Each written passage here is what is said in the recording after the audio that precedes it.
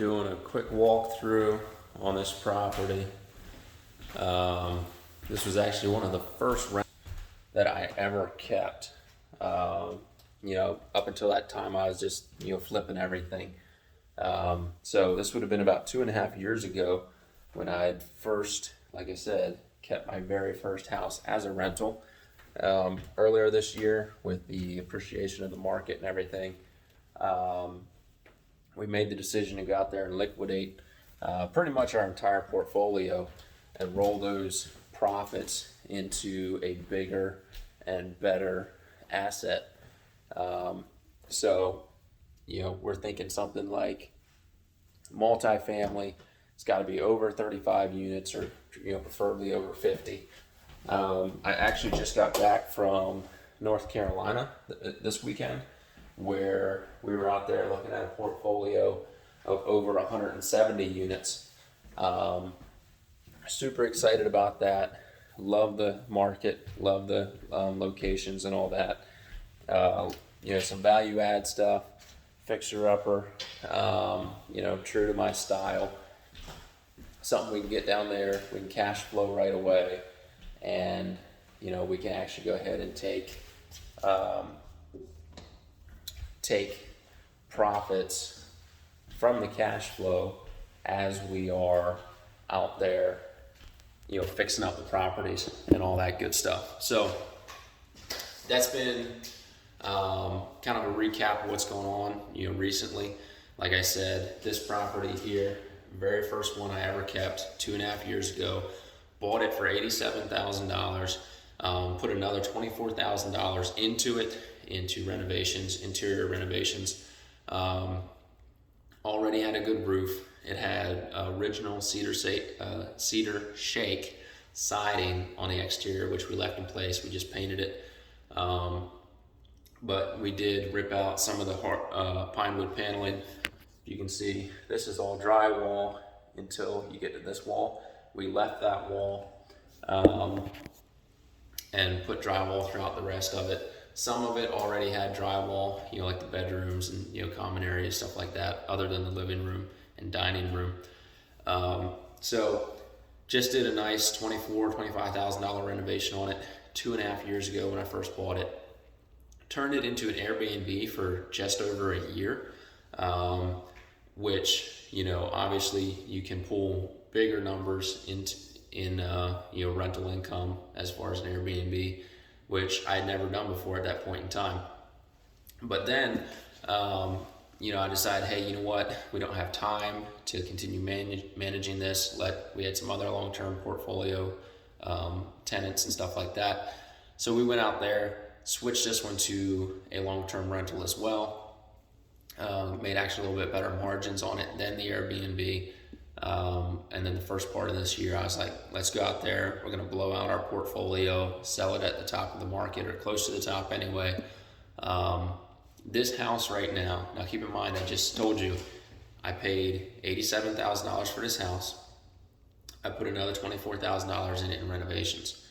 Once our tenant had moved out, we came back in and did the rest of the renovation, touched up the inside, repainted it, refinished our hardwood floors, cleaned our carpets. We went and put all new windows throughout the entire house. Everything here looks beautiful and new. And we took the cedar shake siding off of the exterior and went out there and put vinyl siding onto it.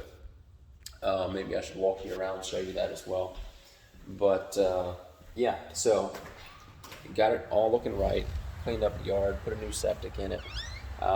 Everything is looking fantastic, as you guys can see. So paid $87,000 for it. Put $24,000 in renovations. Rented it for well over a year with Airbnb, and then also go through the gate here. Then also for about 7 or 8 months to a long-term tenant. This is the back of the house. All brand new windows, brand new siding, massive backyard. You can see we put brand new fencing up where it was needed. So it looks absolutely fantastic. This house is under contract right now for $265,000. So if you want to do the math on that, here's the exterior. Do the math on that. $87,000 plus closing costs, round it to $90,000, plus another $24,000 gives us. Remember the code for this. $90,000 plus $24,000, and then we went out here, renovated a second time, put about another $30,000 into it on the second renovation, and now we're selling it for $265,000. So they've already done their inspection. They're doing their appraisal tomorrow, so we'll see how that comes back. We had another house in the neighborhood that sold for $330,000, so hopefully we can bounce off of them for comps. And yeah, so once this house goes to closing, we're going to take those profits and, like I said, roll it into another asset, something bigger and better. Hopefully, the portfolio that we just came back from looking at in North Carolina, we looked at a couple of them down there. I'm not going to tell you what market it is yet. But yeah, so big stuff is happening. We're pushing towards much bigger portfolio products, something with a lot more units and all of that. So I'm trying to look for the right lighting. I don't know if this one flatters me or not. But anyway, fun stuff happening. We've also, a couple miles down the road, have a $6 million development project going on, 20 units there, ground up, putting in the infrastructure, putting in the roads, going to be building all 20 units and all that good stuff. So although we do have competition trying to buy us out, but I don't think that's going to happen. A lot of money sitting there to be made. Yeah, so big stuff, fun stuff, exciting stuff. This is why I love the real estate game. Like, there's nothing else in the world like it.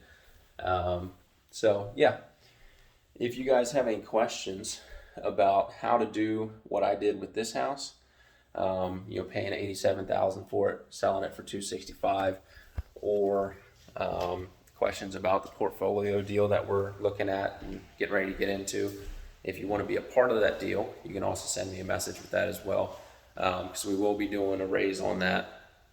Again, can't give you specifics with it until we get a little bit closer. We're submitting LOIs this week and all that fun stuff. So yeah, so just let me know and leave a like, comment, subscribe, do something. Get in the game, even if it's just engaging with someone who is in the game, like myself. It's been a wild 2.5 years. 2.5 years from now, I think we're going to be massive.